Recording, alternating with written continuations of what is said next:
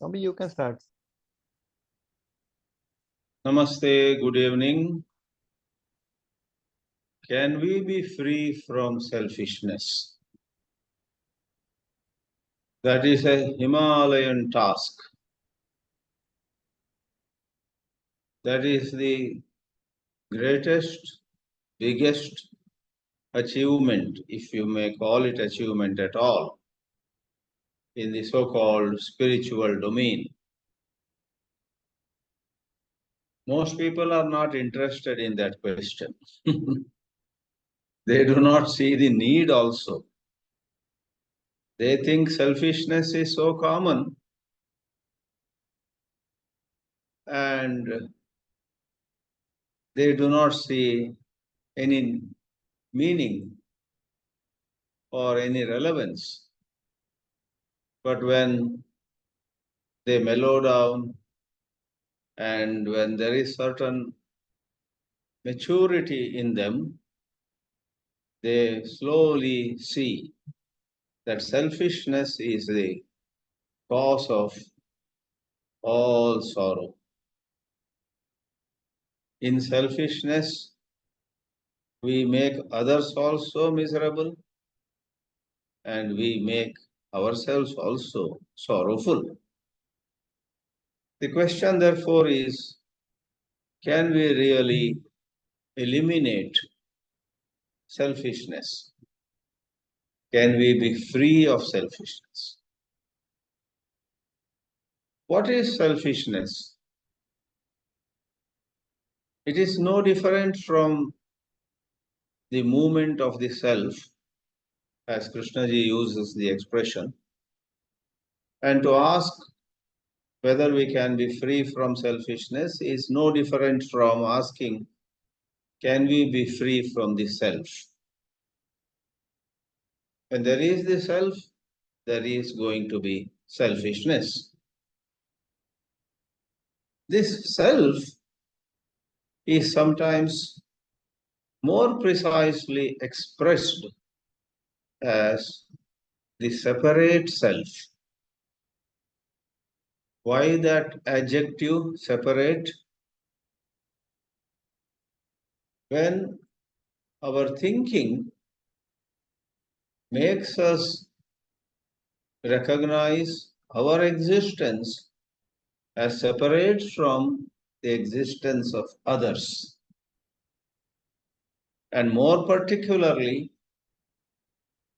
if we recognize that somebody is winning, somebody is victory, somebody being happy means nothing to us, when will we be victorious? When will we be happy? That is called the sense of separation. Thinking is involved in it. Though from the point of view of the great mystics, this thinking is right away wrong thinking, erroneous perception. You may call it whatever you want to, but that thinking causes the self to be created. The self cannot exist without such thinking.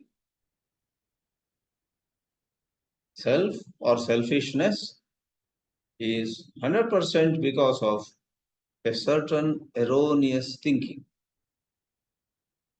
Those ladies and men whom we regard as illumined, enlightened, liberated, totally free, in them, that particular kind of thinking, which is otherwise universally found, is absent. They see somebody having something generally very enviable. In their mind, the thought, why do I not have it? Doesn't arise. They do not have that sense of, I am a loser here and this guy, see this guy, how much a winner he is. So, a major milestone in our journey towards freedom from the self is to notice the operation of the self. Unless we notice, recognize the operation of the self, we will be very much comfortable, though it's a contradiction in terms, we'll be very much comfortable in a manner of saying, remaining selfish. Not really comfortable, so much misery, so much sorrow, so much disappointment, so much envy, and once in a while, so much celebration, jubilation. So much happens when we have this ego. Therefore, sometimes we wonder, if the ego vanishes, what will life be? Oops. Because in spite of so much suffering we go through because of ego, we got so attached to our ego. Even when we cry, if somebody comes and praises us, you know what? Somebody else in your situation would have cried much more. It pleases us. Oh, thank you for saying that. We will say to him. We like to be praised. We like to be paid attention to. We like to be noticed. And if somebody else is not noticed, somebody else is not loved, somebody else is shown the door, we do not care generally. Therefore, the adjective separate is important. That person made to leave the hall, maybe with some insult, means nothing to us. But if somebody says, why are you here at this party, at this get together? Who invited you? Nobody has asked us to leave, but somebody is questioning us when we have joined a get together, let us say.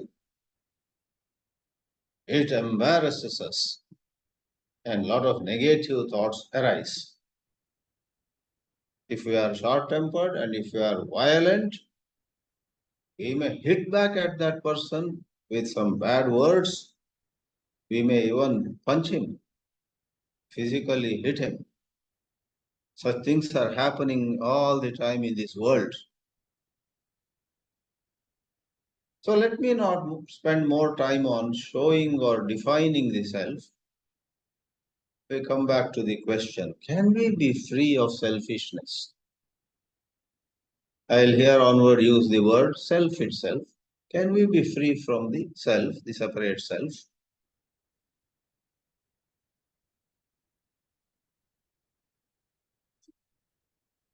The self is an accumulation of a lot of psychological memories. Most of you know we divide memories into two kinds, functional memories and psychological memories. Functional memories are on one hand utterly harmless and on the other much needed in day-to-day life. If I forget how to drive my car or scooter, if I forget my way back to my home, or not only such mechanical things, a bit refined, a bit sophisticated things, if I forget my aunt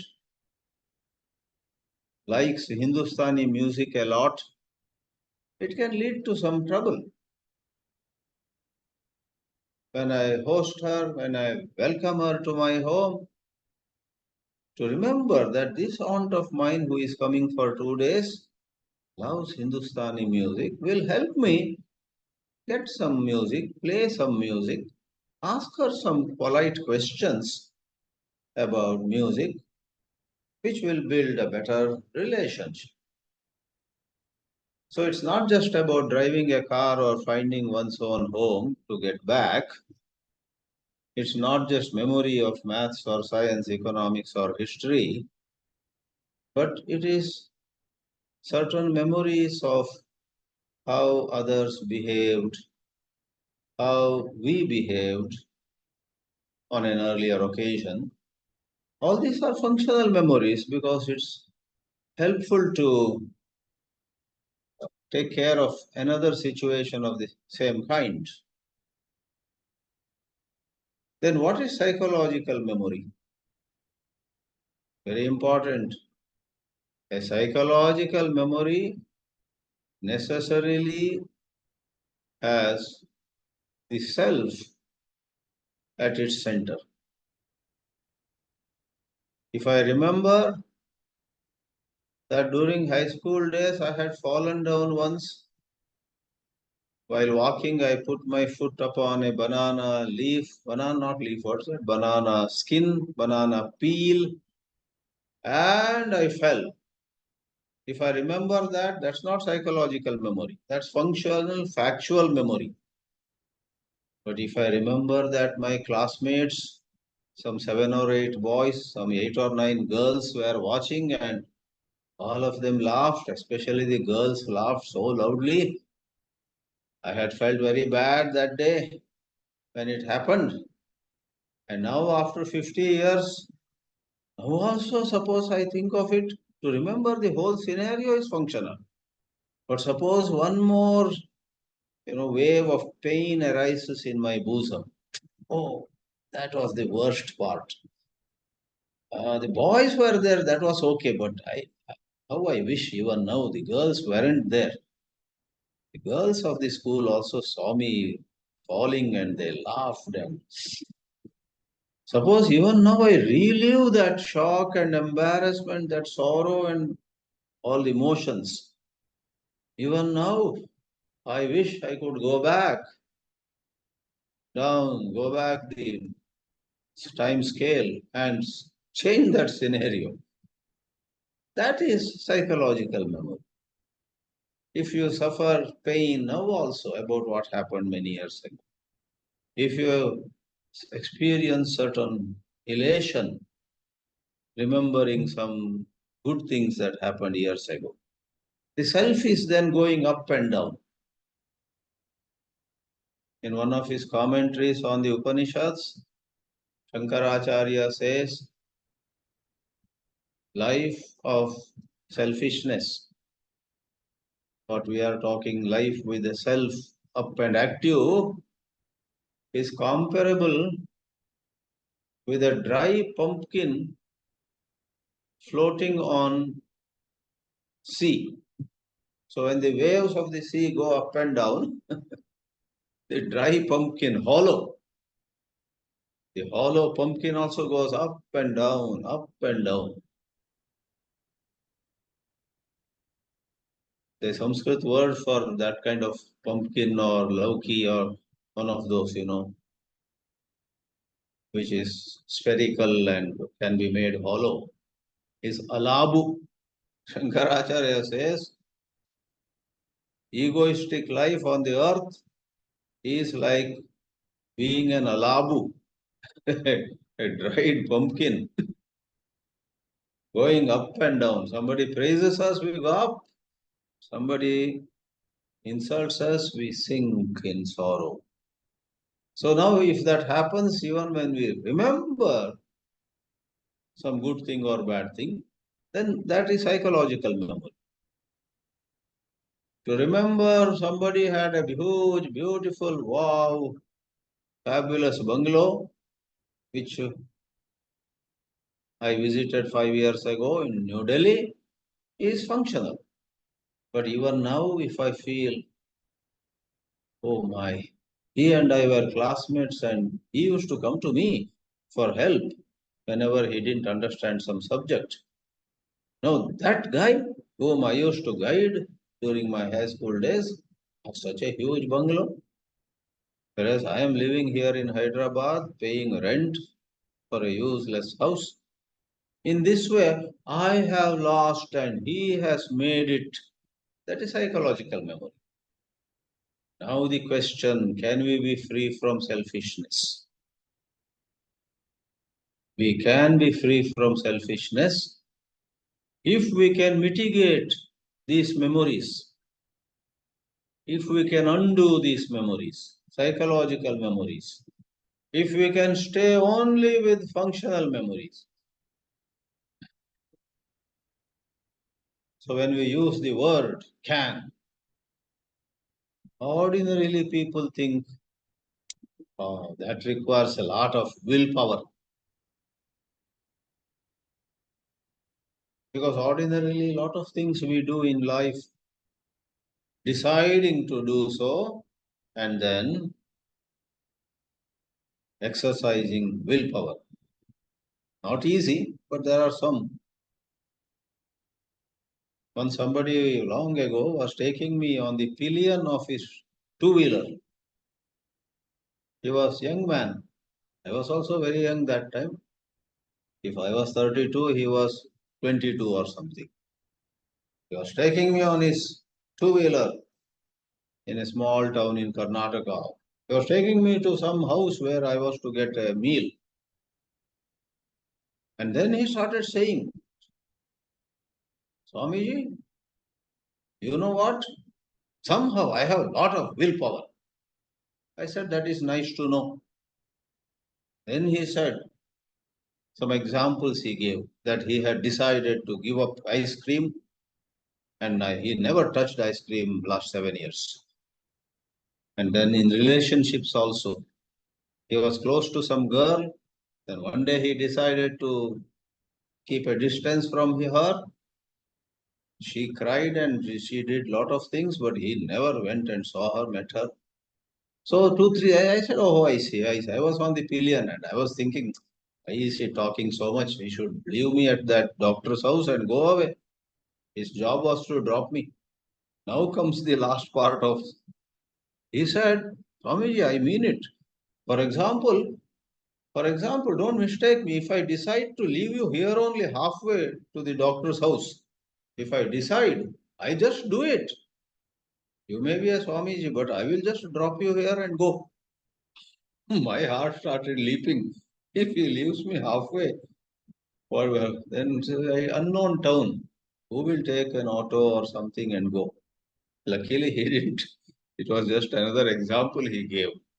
He took me and dropped me at the house of the doctor and he went away. Some people have a lot of willpower, but it may not be irrelevant for me to say in a rather rare book of J. Krishnamurti. I don't think it is published properly by KFA or KFI or KFT, etc. That book was found in Huntington Library in Los Angeles. It was published by somebody, Sayings of Krishnamurti, and long back I got a copy of it. Anyway, in that there was this statement. The statement might have appeared at other places. It was some sort of diary of Krishnamurti. He was at some place, he penned down some thoughts, and that was made into a book, and it was claimed that that was not published anywhere else. Anyway, the statement is where there is will, there is ignorance. This is what Krishnaji said. Very thought provoking statement. Where there is will, there is ignorance. In the world around, generally people say, where there is will, there is a way. But Krishnaji puts down will. Where there is will, there is ignorance. I will not go more into that. But in being free of selfishness, it's not at all a matter of will. Because the entity that has willpower itself is one of the manifestations of the self. When you are pretty egoistic, you say, I have said and I will do it and show these people. That I will rise with so much of vigor and strength. Okay, now last part of my submissions. In the light of the teachings, we can be free of selfishness if we are more patient with ourselves, if we are less judgmental of ourselves, if we don't waste our energy in either patting ourselves on our backs, how good a man I am, and we don't waste our energy. Emotional energy is very precious. We don't waste our emotional energy on condemning us. Oh, what a wretched fellow I am. I have no values really. I am such namak haram. I'm using a Hindi word. I am such an ungrateful person. I am so wicked. Alas. In this way, if we exhaust our vocabulary to label ourselves in this or that way, it's all on a higher plane of self-inquiry. It's all such a waste of energy. Hold on, stay quiet. The old conditioned mind is throwing judgments in the air. Watch them, notice them, and in noticing the operation of the self, certain texture of it, how it is made, certain dimensions of it, certain hidden fears, certain hidden hopes, certain dreams, certain foolishness.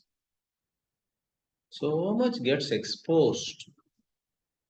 If we are in a hurry, then we won't see it at all. We have to slow down. Again, not slow down by deciding to slow down. We have to slow down thanks to intelligence. When we see the need for slowing down, just as I take a book to read and the letters are so small, understanding that I cannot read it because the letters are so small, I need to get it closer to my eyes. And out of that understanding, I bring the book a little closer to me, myself, and then read.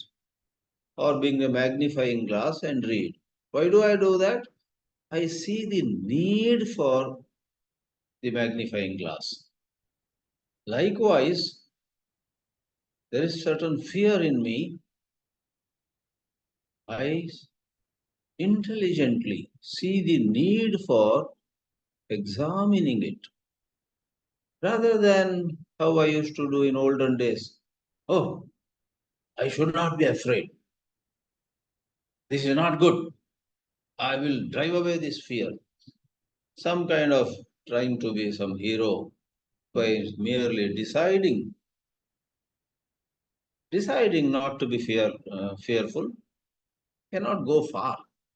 It can give some temporary benefit. Like so many techniques, so many tips that self-help books give to us, they are not utterly useless. They help a little and then they are back to square. You do the same folly again another time. Therefore, it is the operation of pure intelligence. Therefore, in the teachings we find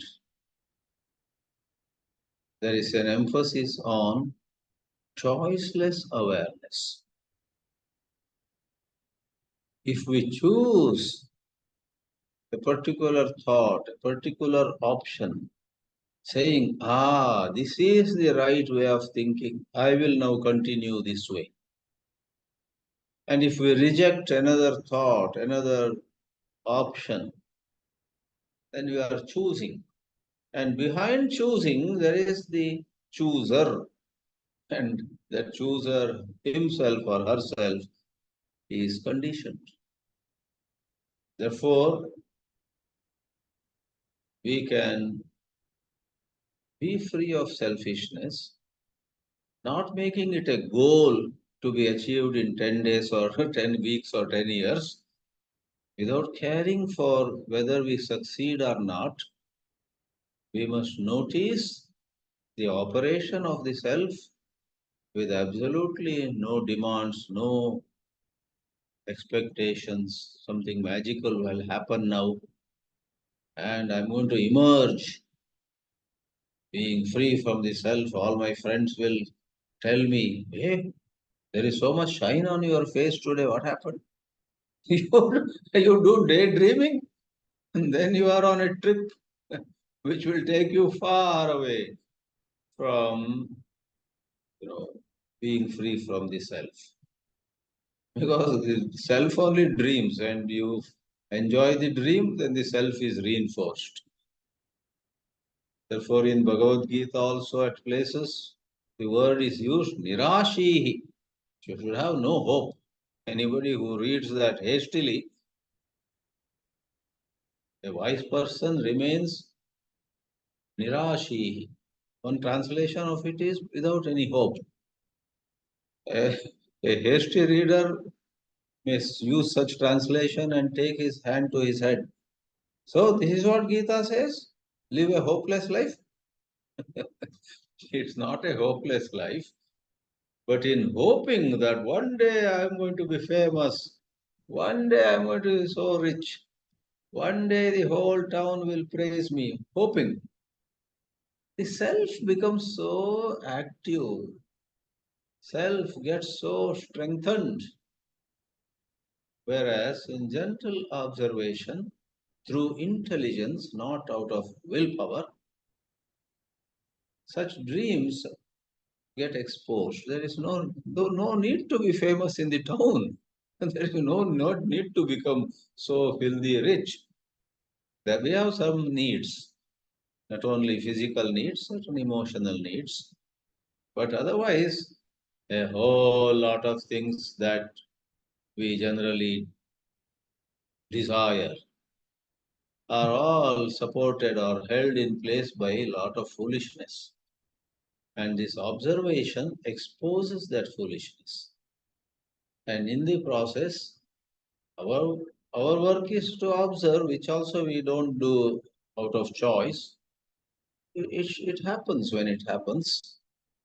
As we appreciate the place of observation, as in such lectures as this or anywhere else, you see, oh, I now know the value of the observation. You appreciate. What a wonderful thing to do it is to observe. That's it. When you have appreciated it, some other day or same evening, you find yourself gently observing your agony as well as ecstasy. It just happens. Therefore, selfishness can be ended in the operation of intelligence, and there cannot be any rigid time frame, etc. It's a journey where you should enjoy the journey of discovery, and never worry about when the destination will come. Thank you.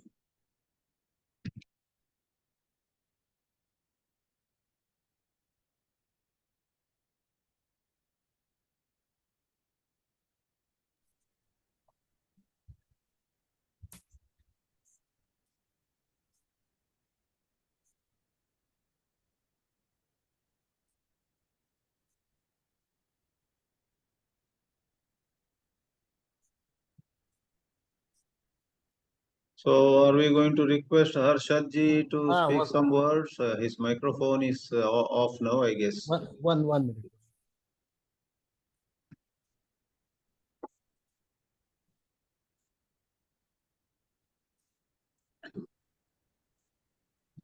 Yeah, Sir. may I make a comment?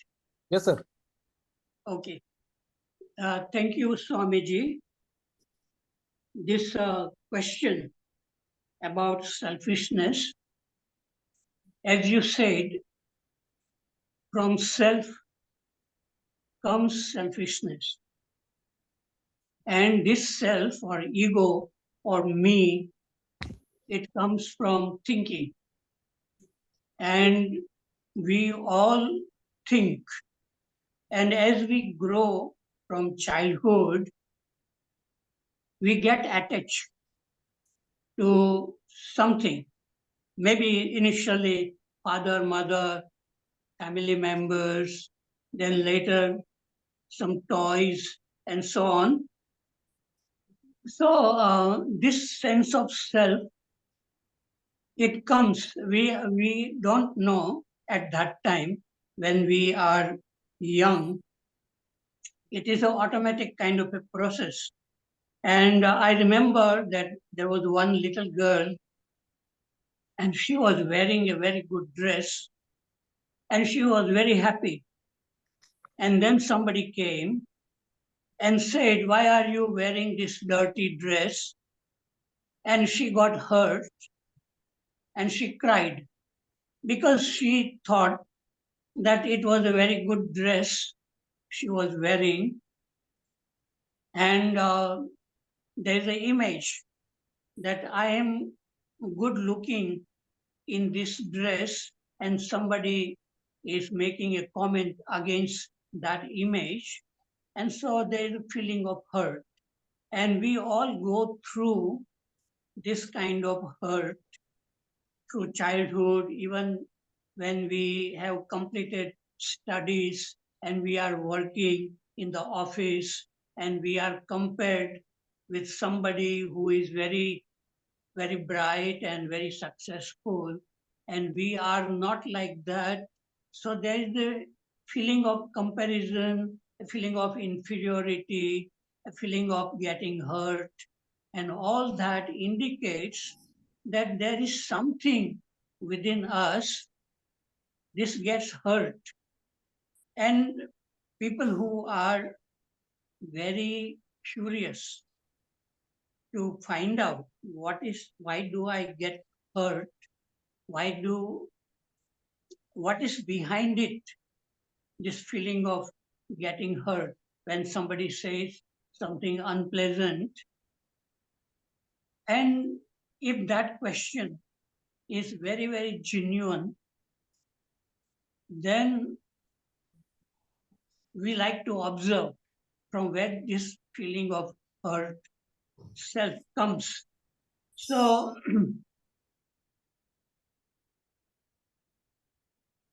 when that question is very, very important, then the mind really stops. When there is a curiosity to find out the source from where our even thinking comes. And that is what is not taught in schools and colleges and university, that we are taught about history and chemistry and physics and a lot of knowledge about the world which is outside, but it doesn't tell us when we get angry or when there is a fear or a jealousy, what is behind it. And so when our curiosity is turned inward to look at the source from where it comes, all these feelings of selfishness or getting hurt, then the mind really stops. And at that time, either it could be very unpleasant feeling that there is nothing there when the mind really stops. And there is a fear of not being, it's like a psychological death. But in some cases, people feel that, oh, there is a different dimension within us in which there is no thinking, but the senses are fully functioning. And that is that state where the thinking stops and everything is listened very, very carefully without somebody interpreting, or everything is seen clearly like a tree. When the knowledge doesn't interfere, then that is the beginning of what we can call awareness or intelligence. And that dimension exists in all human beings, but it is buried under the dense layers of thoughts, and these thoughts are continuous. It doesn't stop, it has its own momentum, and we never question whether there can be a discontinuity. So, our life is lived mostly in the thinking and feeling and living with getting hurt, and but it doesn't make us curious. So only people who are very curious, just like scientists are curious about what is happening within the atom, because the atom is so minute, we can't even see, but the scientists can use their mind to find out that there is a tremendous energy locked within the atom. It's called atomic energy or nuclear energy. And scientists have been able to exploit that energy which is in the matter. But there is a, if a scientist can go, instead of going into the matter, investigating, but can look at the mind itself. And that itself, to look at the mind itself, it requires a freedom. Otherwise, the mind goes on chattering, one thought after another thought. So only when the direction of our curiosity changes from the outside to the inside, to look at every thought and feeling and to be very, very attentively looking, then there is a possibility of seeing thoughts and feelings as they are. And in that seeing, thinking is not a problem. But when that awareness is not there, then from the thinking comes the sense of me, the self, and that self gets hurt, and all kinds of problems arise in relationship with our human beings within oneself. When, as long as we don't understand ourselves, then there will be conflict within us, and that conflict expresses with other human beings at every level, whether it's in the family or in the office or in the society, in politics or international uh, religion, everything. So this question, as Swamiji said, very few people are interested in investigating what is this selfishness, what is this self, a self which arises from thinking. And there is something, a different kind of self, which Raman Maharshi would call true self. Krishnamurti calls choiceless awareness or intelligence. So as long as that awareness or intelligence is not awakened, thinking will lead to selfishness, with conflict, with many, many problems. So that is why this is the Himalayan task, as Swamiji said, in spiritual domain, to come directly to that awareness which can see everything clearly as it is. But even a person doesn't go very deep into and come to that true self or awareness, even then, at a normal functioning level, selfishness creates many problems. Like I give an example that let's say there are 5 daku, and they have gone to a bank and robbed the bank, and they have got 1 million rupees with them. And these 5 people, they are having 1 million rupees. And if some of them, they want the whole money for themselves.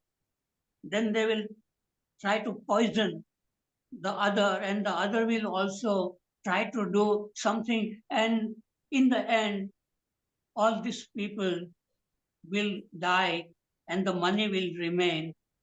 Or I give another example that if there is a bowl of soup and it is kept on a round table and everybody is given a very big spoon, and the spoon can go into the soup, but they cannot they cannot bring this spoon to their mouth because it is too big. So,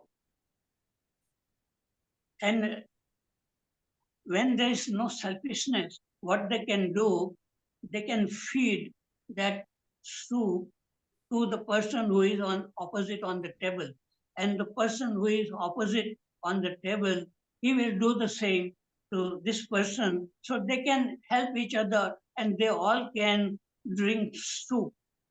So even without going deeper into the true self or awareness, even at a normal level, selfishness creates many problems. And if we can understand that if there is something, it is for everyone, not for me. If I want everything and I don't want other people, then it will create problems. Like a industrialist who makes a lot of profit, but he doesn't give that part of the profit to the workers, then the workers will go on strike and then they will destroy the industry and like that. So even at the normal level, it is a kind of a wisdom to have selfishness, just but not too much that we deprive other people. We have our share, we have, but when we want everything for ourselves, then it creates problem. So that is a kind of a wisdom, but the real thing is what Swamiji said and what the spiritual people are saying is come to that awareness which can see the beginning of selfishness when it arises, or or anger when it arises, and that seeing dissolves the anger or fear or jealousy. So the problem can be tackled at a normal level or at a very deeper level. And I think we are interested in the deeper level to look at the beginning of a self. How does it come? Are we really interested? Are we really attentive, silent, honest to look at ourselves? And that is the probably only way we can learn about ourself, and that learning about ourself is a wisdom, and that is a kind of freedom too. And out of that comes a kind of love which is not attachment, which is not attraction, but it is something very universal. And that is what the spiritual life is come to, that state in which the self is not, and that is what love is, what that is what Krishna ji is also saying. Okay, I have said enough thing right now. Thank you. Pradeep? Yes, sir. Am I audible? Yes. Okay. Right in the beginning, today happens to be Independence Day, and we are discussing freedom in various phases of freedom, various tinges or colors of freedom. See, at national level, you say, are we really free? Question. Very certain innocent questions will come to each one of us, and the meaning will start revealing what is freedom, what could be the freedom. Then it was said that freedom is in the beginning of what?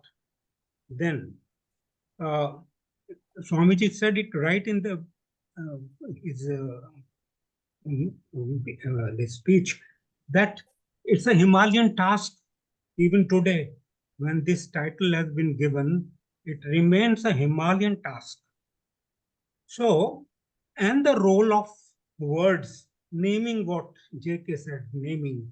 When we say selfish, it sounds that it is different than the self. Selfishness, the word selfishness takes you away from momentarily, semantically, that it is something different than the self, but it is not. You see, even everybody said it is the same said. It is said the same self. All these words, all these sentences said about freedom. Trungpa said myth is myth of freedom. Then Tilak said freedom is my birthright. So freedom word has been used in a number of ways and remains as elusive as ever it was. It uh, then it was also said, Chidanandji said that it has an association with selfishness, has an association with the sorrow. All right. Suppose a person is not sorrowful. Does it mean that he is not selfish? You see, the great achievers, you see, to a large extent, they put so much effort, energy towards a direction, so that we cannot call, we will not call it selfishness, and they happily enjoy whatever the result may be. Especially sports people, you see. So if sorrow is not there, does it mean there is no selfishness? Then there is a range of selfishness. Is something right? Whatever we say is something right. Writing on the water, writing something on the water, and the river of consciousness in each one of us with our conditionings is running smoothly. It's not. I'm not saying that each one has to have his own. Nobody can decide whether he's. Do we want to be free from selfishness, or call it self rather? Do we really want to be free from self? Which is the condition? So that's why the things are as complicated as ever they were. So freedom itself is a very against colonial regime. We were fighting free from the British rule, specific thing. But then, are we free from belief system? Are we free from images?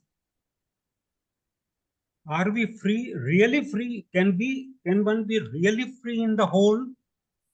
If he's open, if he's an open type, can he be free? If he's sensitive and open, can he be free? So we give usually a specific intention behind certain topics, that one should not be selfish. But it remains a Himalayan task. So each one has to think in himself or herself, what does it mean to be free, and what is self in me, where is selfishness comes, where self becomes selfishness, and all these things. So that's why the thing is not as simple as we describe it, or as some guru has described it. But the very fact that we are very much governed by ourselves, maybe a social working self, or this working self, and that group self, and that school self, but self is always there. So this is that's why it has become so complicated. This is what I feel. Thank you very much. Thank you, sir. Swamiji. Swamiji, do you want to say something? Yes. Yeah. In fact, Pradeep ji raised an interesting question. Those who achieve a lot and are very focused, they direct so much energy in pursuit of certain excellence, etc. Are they free of selfishness, or are they operating with selfishness? In fact, a whole lot of them are so absorbed in their work, they do have no negative emotions also about X or Y. They are so much into their work. Therefore, it appears that they have no self, but that's not true. Krishna ji has also talked about it at places. He uses a word called absorption. At certain place, if I remember right, he makes a comment. A scientist absorbed in some very advanced research in a laboratory, absorbed, is no different from a child absorbed in his toys. So the self in the scientist and the self in that little child is what we call at sort of abeyance. It is suspended. It is not acting up. It's not showing its nature. They do have inside them. After a lot of research, they reach somewhere. A scientist, maybe an athlete, but something goes wrong later. A lot of negativity comes out from them. They are not compassionate ones. They are not forgiving ones. They are not ones who say, I never worked for a prize.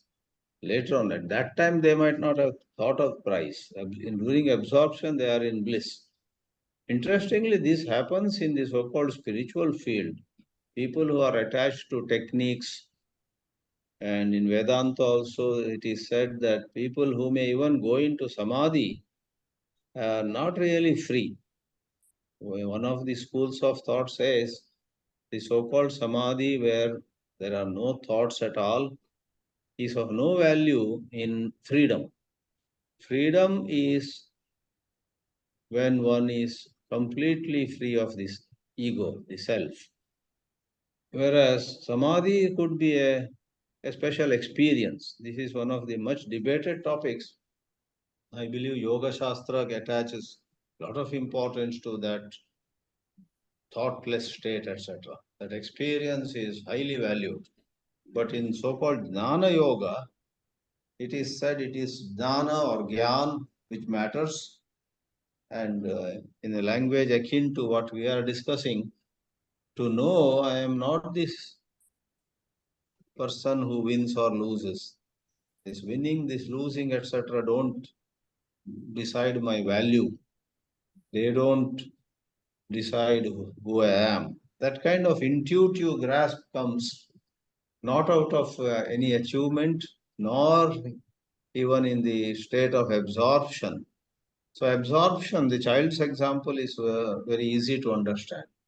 The child is absorbed in some toys.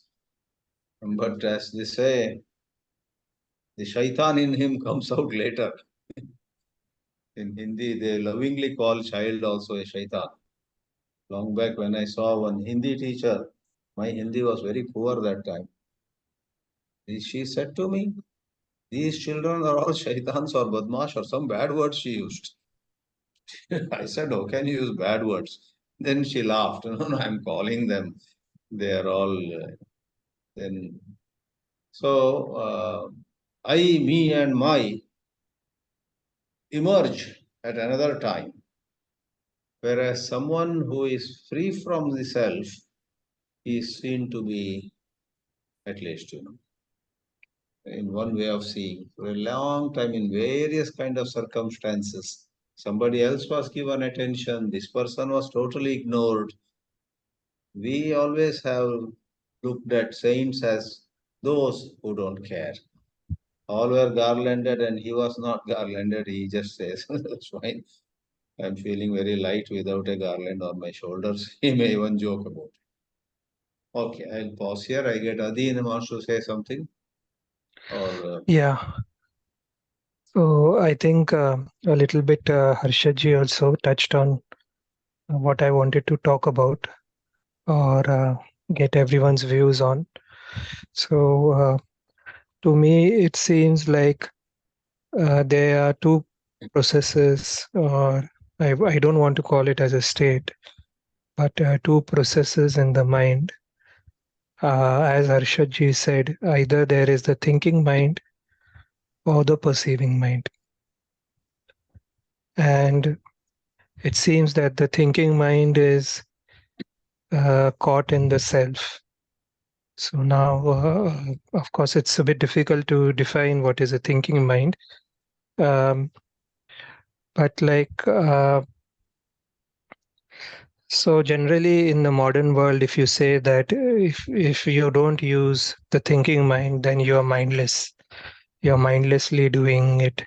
You are, spontaneously, or you are reckless without giving too much thought. You do something. But is that a reckless mind? Isn't it? Is it a perceiving mind, or it's still a thinking mind? So like we might suppress some thoughts in us, and that is the controlling or the thinking mind. And we say that if we don't do that, those thoughts might act out in the world, and that would cause recklessness and chaos in the world. But even those thoughts might be part of the thinking mind.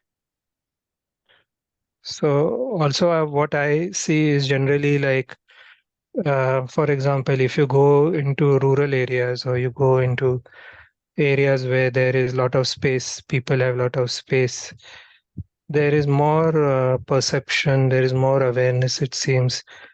There is, in the city, I don't think, generally we think too much. There is so much, bombardment of the senses constantly and thoughts. And now with the phone, it's almost constant, and TV. That there is very little perception. Even the work which we do is, at least for me, it's like we are working on the laptop, and we don't have any physical awareness also. When we are working on the laptop, we are just using our intellect or the thinking mind. We are not aware even of our body. At least if you're working physically, you might be aware of your body and your surroundings. That is also not there.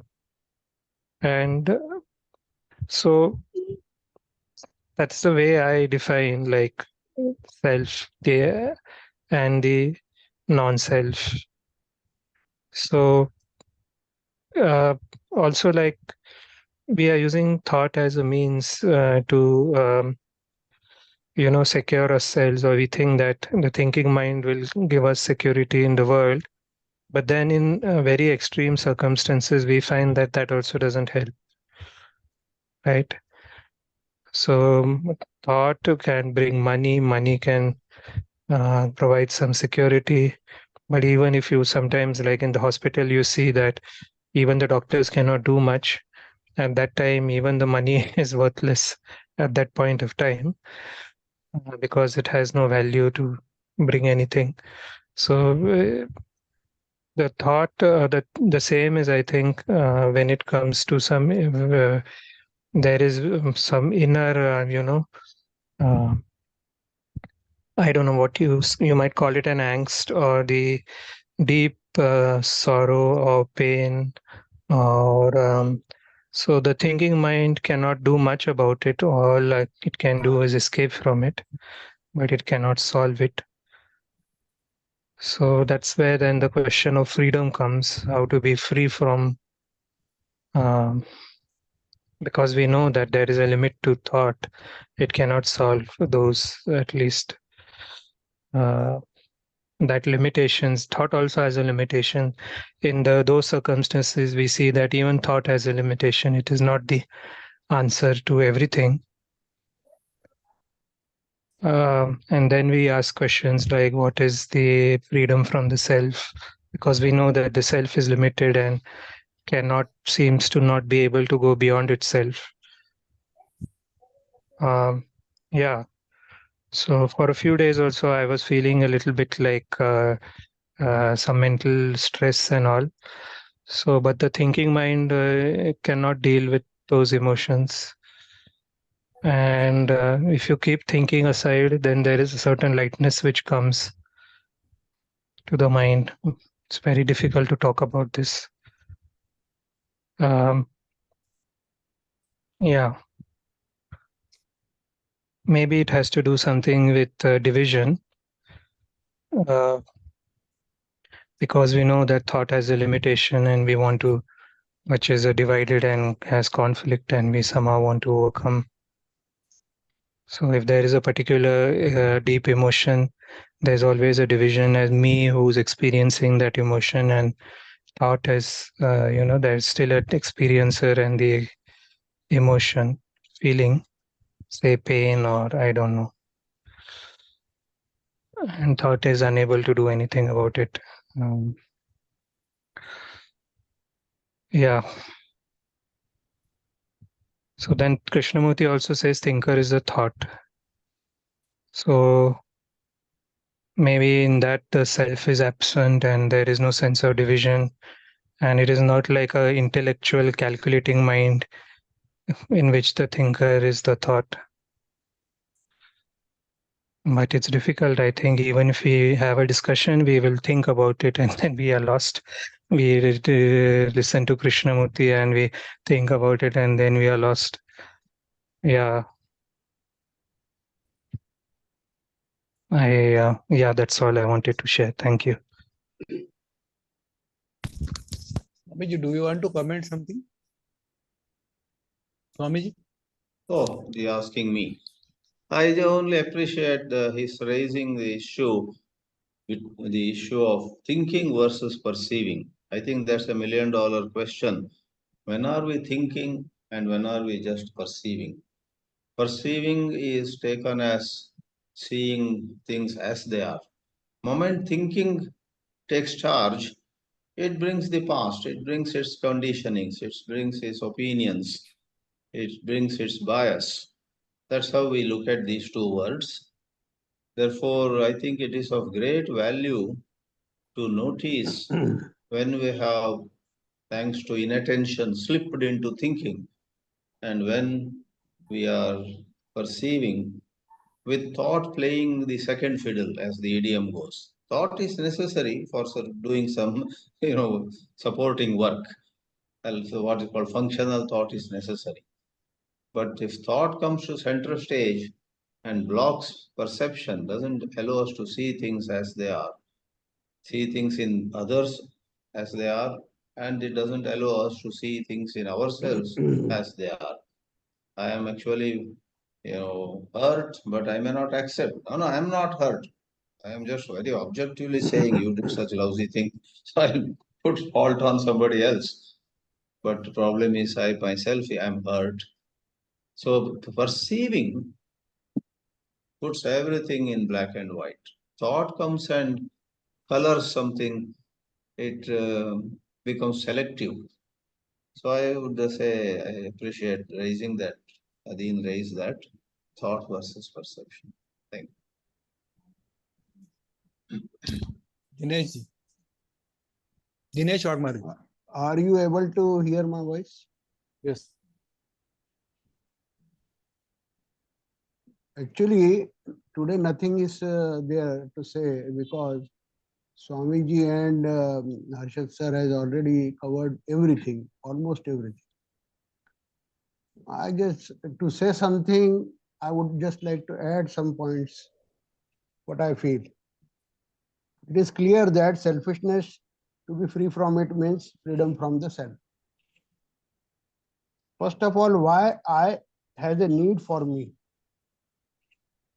It is because the organism feels insecure as it feels limitations very small considering the environment.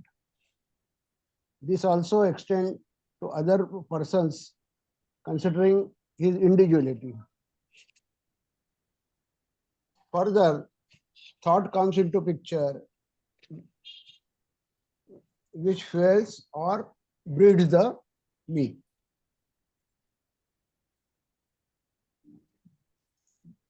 Now why one wants to be free from selfishness?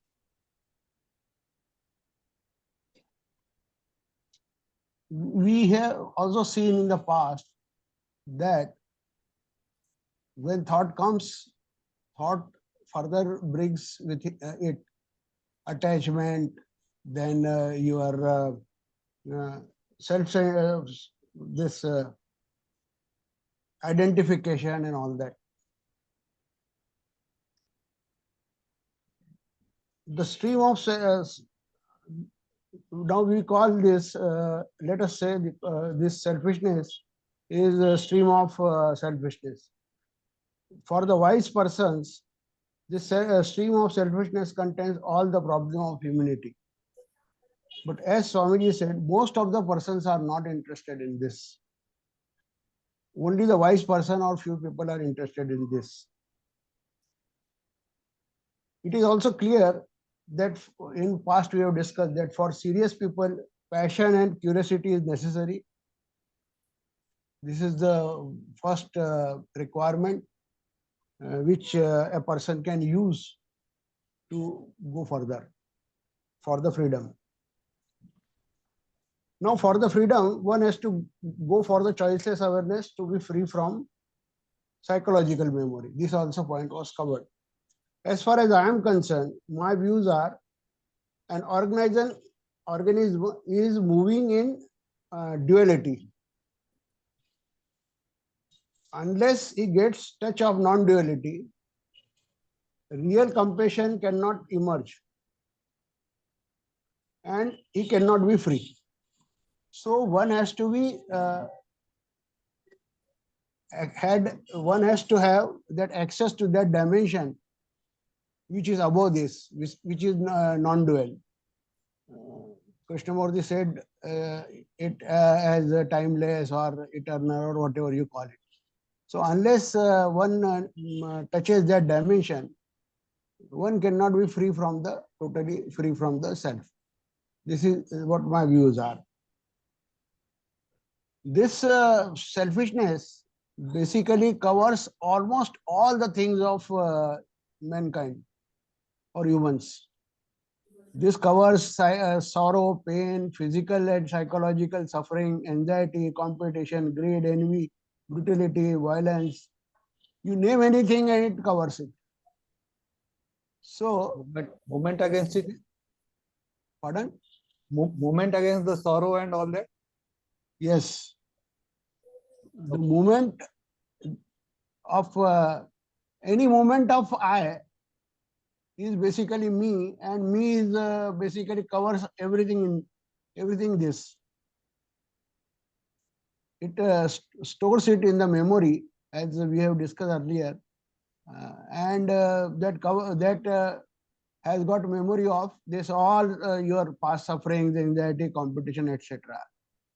This point was also said by I think Swamiji.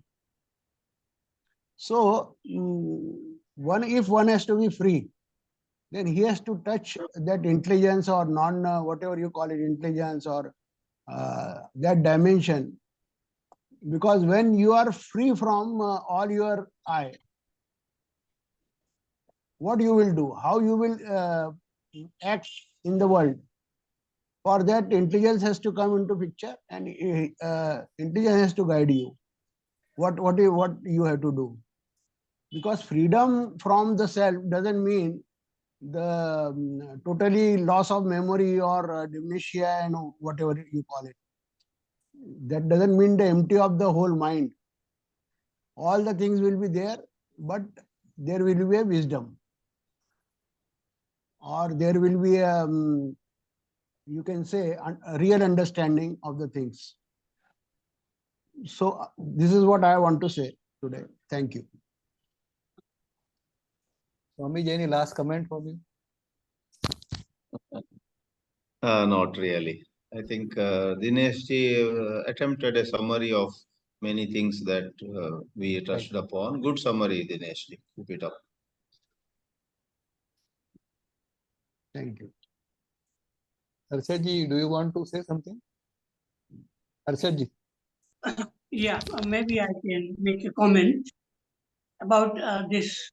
Swamiji talked about that samadhi is not freedom, but if in that state of samadhi, there may be no sense of self.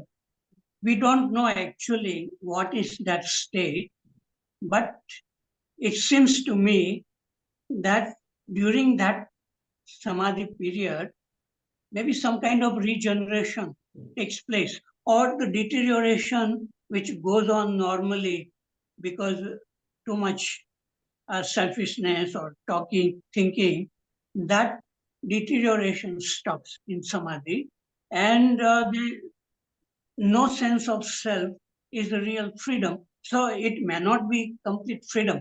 After coming from the samadhi, a person may get angry too. But the real freedom is to see that anger arising at the time when it is arising, and to see, and that's seeing is the freedom.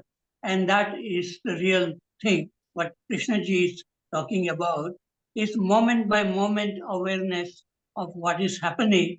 It doesn't mean to go into samadhi like that, but when you look at a tree, you look completely with pure attention, and the knowledge you may have about the tree, but that knowledge doesn't interfere.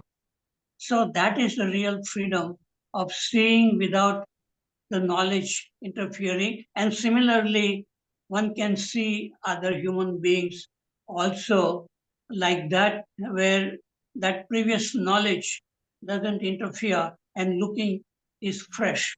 So, because human beings, they don't remain static, they change with time. And so, if somebody did some said something unpleasant to me, and but at that time maybe that person has some problem, got angry, but the next day he may not be like that. So this moment by moment awareness of seeing things as they are, that seems to me the real freedom. And that we cannot, that may come when we are passionately interested in motiveless looking within, not in order to achieve anything. And one comment which about the sports people, when they achieve and they feel very happy, they will feel very proud. But when they lose, then they become unhappy. So, like Dinesh forgot, she could not get the gold medal or silver medal, and so she was so disappointed with life that she said she would not now contest again like that. So that it indicates a very strong self of self, selfishness. Me, my achievement is very important, and without that achievement, I feel unhappy. So even scientists, they do very excellent work, but they can get angry, they can have fear, they have conflict with other scientists, and so on.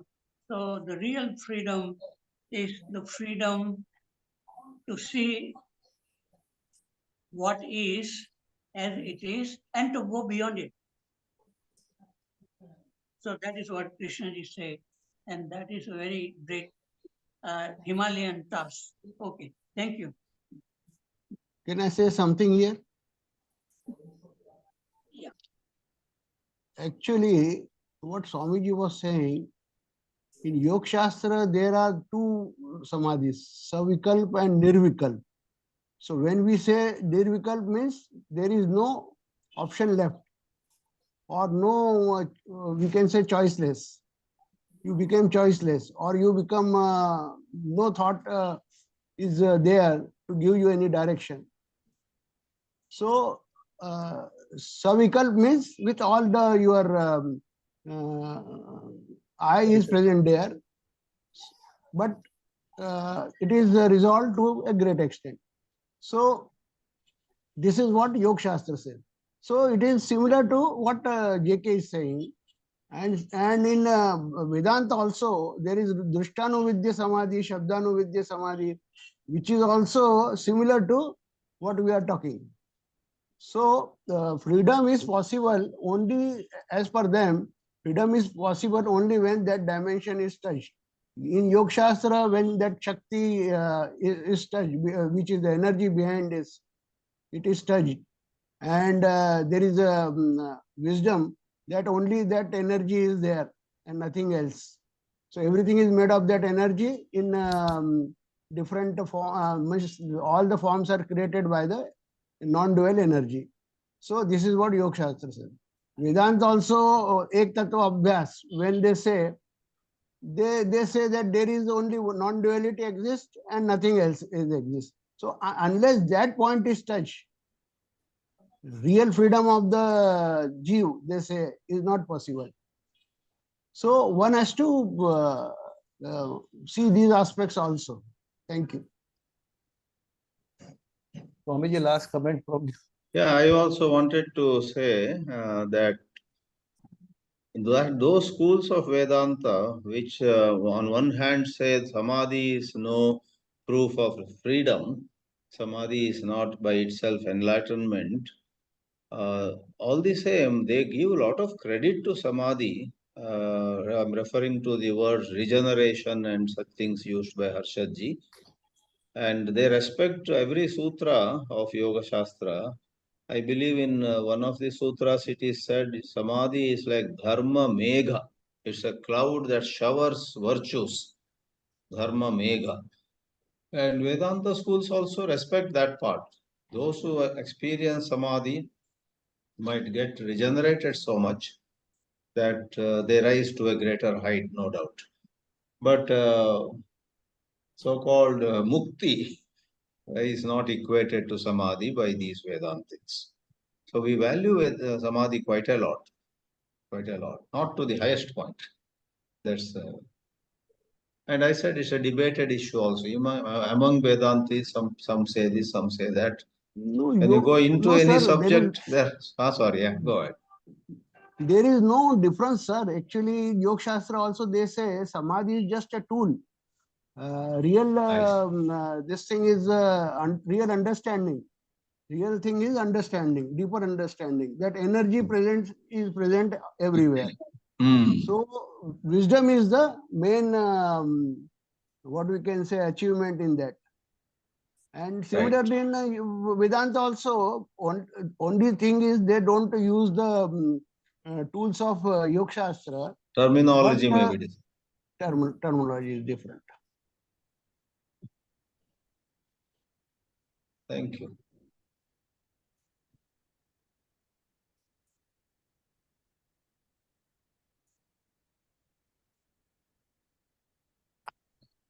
Yeah. So I wanted to also talk about the heart and the mind. So generally when we say heart, I mean, how much is this intellect going to, we are discussing intellectually here in this forum. How much is it going to help in daily life? What is the role of the heart? And basically, when I say heart, it means that there is no sense of division. That's what it means. There is no conflict.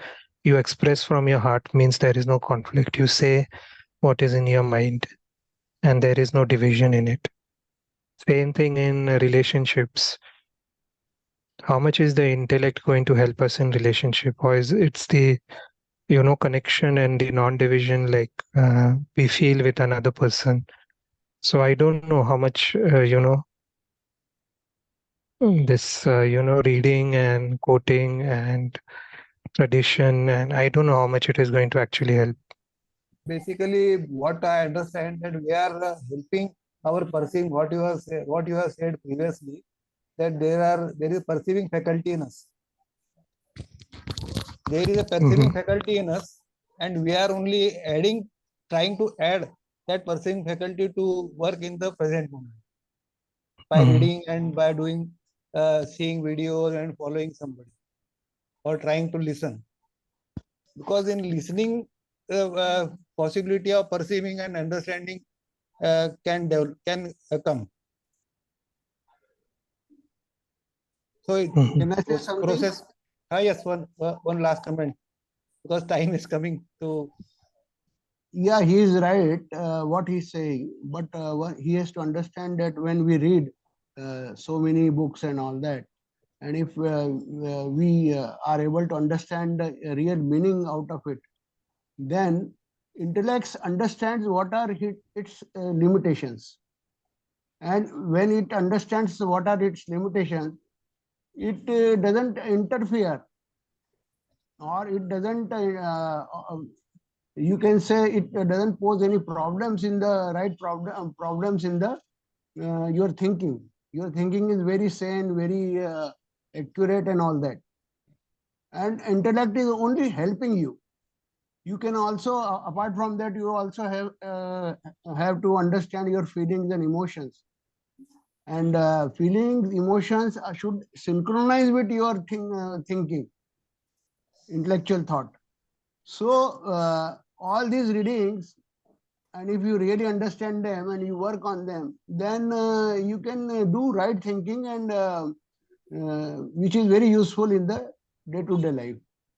Because right thinking is the main crux, which gives you the right what we can say achievement, or whatever you call it. You can go for your goal and all that in the right direction in the less time.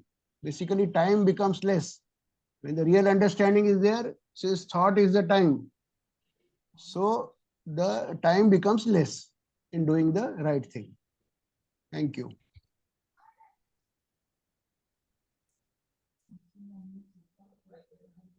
Verma sir, very limited time is there. Last comment from you. There is hardly any time, but Adeen's question remains there only because so many times he has asked this, well, whether seeing and thinking go together. Then intelligence, the question in the questionnaire is already divided into things: intellect and intelligence, or something like that, wisdom or intellect. Already the question has that conflicting situation in the person, in the questioner. So as long as we keep it separate, and we want someone to tell that whether they are the same thing or they are different. So this whether perception has is with mind working, or only those six senses are only working, and ultimately they go to the mind. So these things will be there because we have retained that. We have retained these as questions in us. Somehow, this is what I feel. Thank you very much, friends. There is no time. We'll discuss it some other day. Thank you, Kamlesh. Thanks all for participating. Thank you.